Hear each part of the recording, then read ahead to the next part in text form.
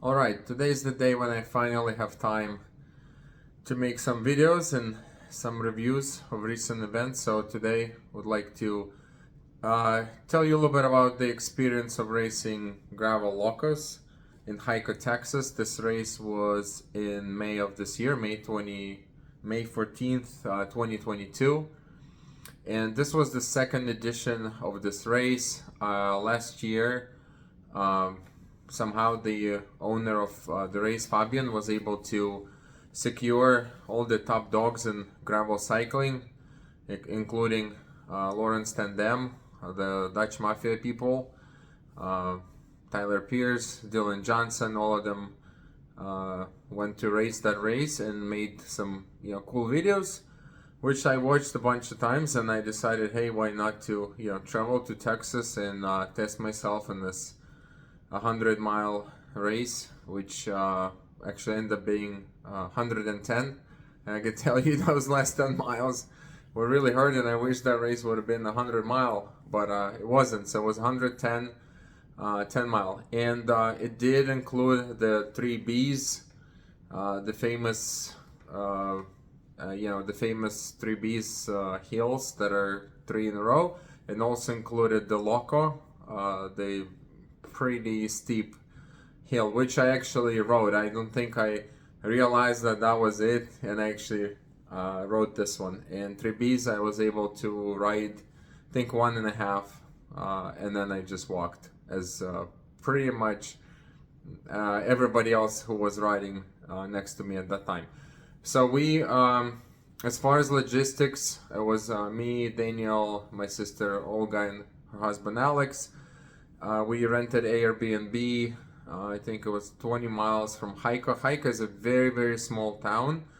And the story of the race is actually Fabian is have a passion for fire departments and volunteer fire departments, so he was raising money to get them the truck the first year, and second year I believe the goal was to raise money for addition on a fire department building. One cool thing that he did is to organize the VIP events. It was few this year. It was Thursday was the meet the pros. I think Friday was the pre-ride, and there was something else on Saturday which I didn't attend. So I attended both. You pay for the package, you pay for the whole package. I believe there was the ability to buy separate events, if I'm correct.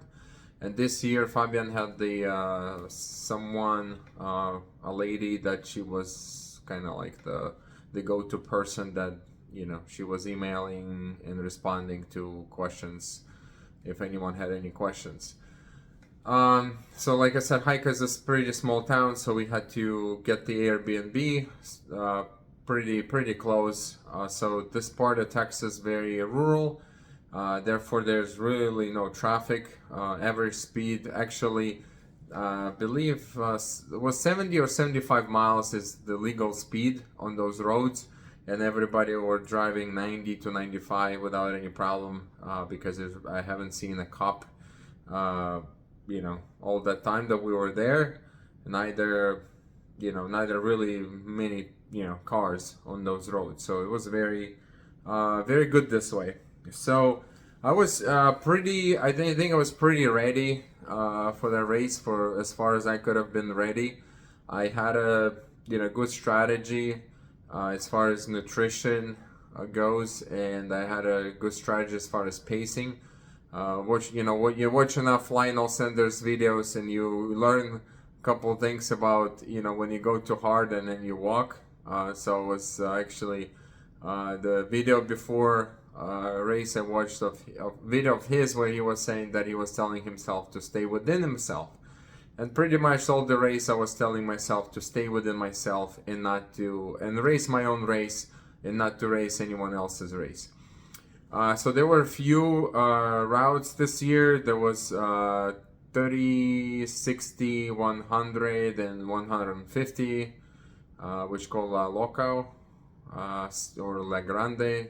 So I was racing 100. So it was kind of the mess start. So you do not know what are the people next to you are racing. So you're gauging their kind of how they look like, and like, why is this person's going really fast? I don't think this person can sustain this speed for 100 mile. So at probably mile 20, I started to asking people, hey, what are you racing? And majority of them say 60 or 30 miles. So it was a good gauge for me to, again, keep myself within myself and not to get on. There were usually groups of 3, 5s, get on anyone's wheel, just because they were, passing me, and that's usually would be my call for action, and like, hey, let me catch with them guys. So I was very happy with myself that I did that, and I made a mental note of few people at the beginning of the race, and I actually caught up to them. A few of them mile 60, a few of them mile 90, and one guy I caught at the very end, at the kind of finishing shoot. And a lot of people that try to, ride up those 3Bs, I think, and that those 3Bs climbs were at the mile 55, so right in the middle. They probably burned, all of their glycogen, and they were done. They walked after that. So I didn't feel any shame of walking that climb, and actually that helped me a lot on continuing, to finish. Temperature got really hot at the hour 4. Maximum my Garmin recorded was 109, so it was really, really hot. So hydration was the key. So I had my 2-liter USWE Hydro Pack. I had a bunch of bottles, and I was going for at the beginning of the race of 60 grams of carbs, and getting to the beta fuel at the in the middle of the race to try to consume 80 grams of carbs. So nutrition went well. I only had one cramp at mile 95, and at mile 89 there was a guy on the crossroads, just regular guy helping everyone, and he had a huge pickle. So if anyone been to Texas, there's a cool thing about Texas. They have pickles of size of your fist. Those kind of the pickles are in Texas. So I grabbed the pickle and I tried to eat it as much as possible. At mile 95 I had some pickle juice, and that was one of the key mishaps, that I had a bunch of pickle juice bottles during 2 days before, and I put a bottle somewhere in my bag, and it was actually half bottle, half full or almost none of it. So I was very pissed that I had none. So that guy kind of saved me by giving me that pickle, so that helped me, and I just continue on. Like I said, I really kept, my average speed was about 15 miles an hour. There were a few rest stops. I also wanted to make sure again that I finished. My goal was to finish and really, enjoy the race. So I spent some time at those race stops, rest stops. There was 3, I think, 3 or 4. Excuse me if I'm incorrect, but definitely 3. So I think my moving time was about 7.5 hours, and total time was about 8 hours and 1 minute. So I finished 15th in my age group. Don't remember overall. I'm always just concerned about my, how did I place against my age group. So I was 15, which was, again, very nice to see. I think I caught up to like 50 people from mile 40 till the end. So again, told me that they all, crashed, bunked, whatever, overheated, and they just, kept steady. Again, hydration was the key.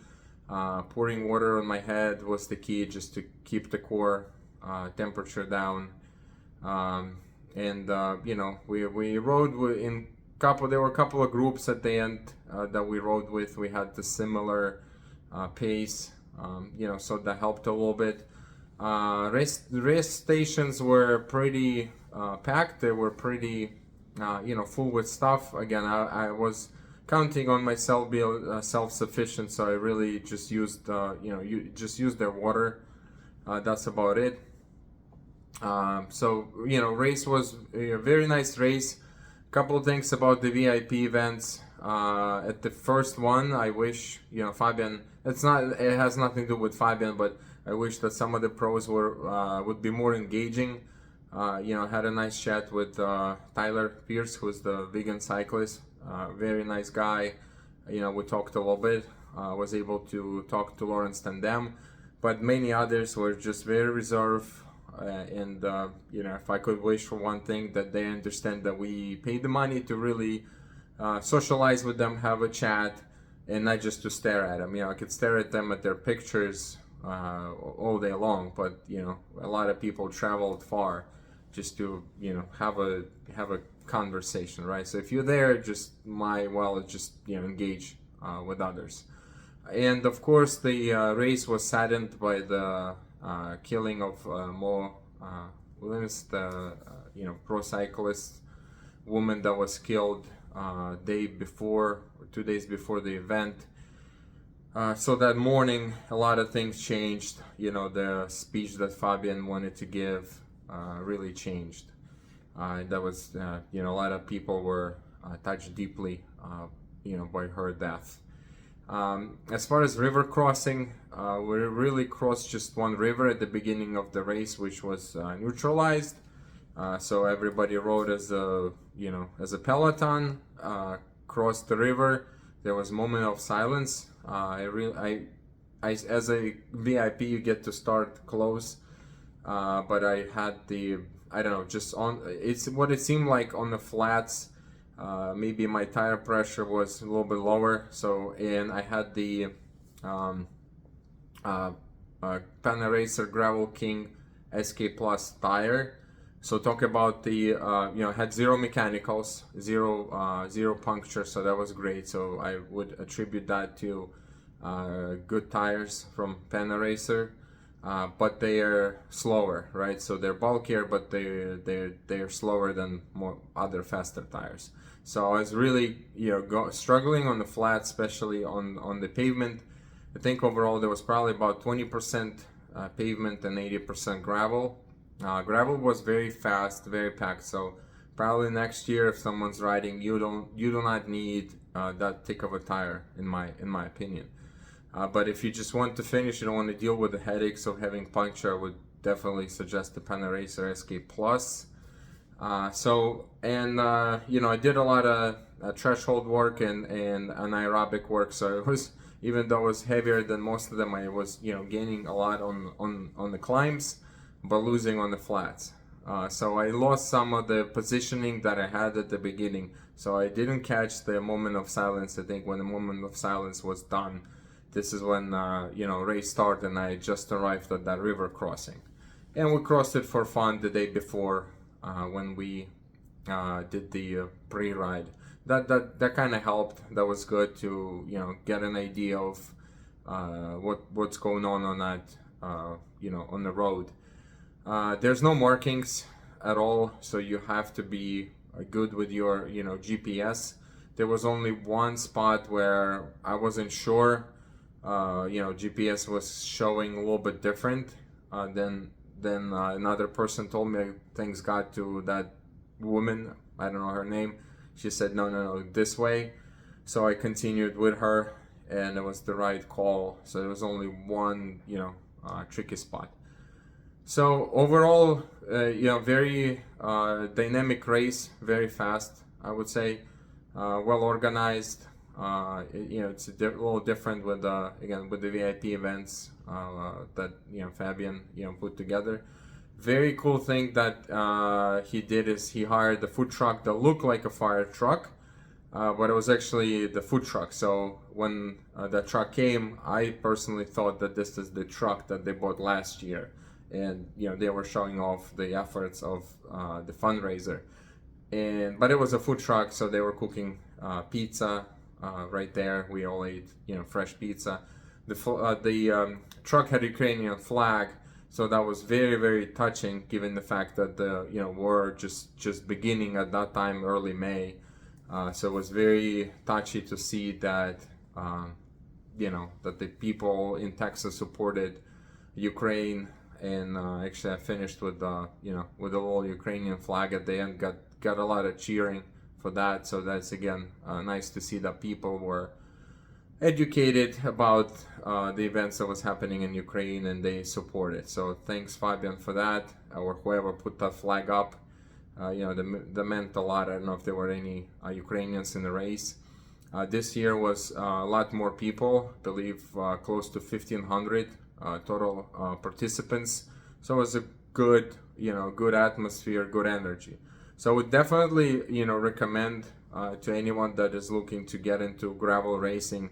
I think it's the perfect, it's a perfect race. And I'm sure as, years go by, Fabian will add, more cool things, or just in general, it's only going to get better. So thanks to him, thanks to all his support crew. He's got really, good guys that are bought in his program. Pictures were nice. Everything was nice. So if you again looking into get into gravel, I would strongly recommend the Gravel Locus. And definitely, I will definitely participate next year. So I'll see all of you guys there, and the people that I met. So see you guys all there. Again, go Gravel Locos. Take care.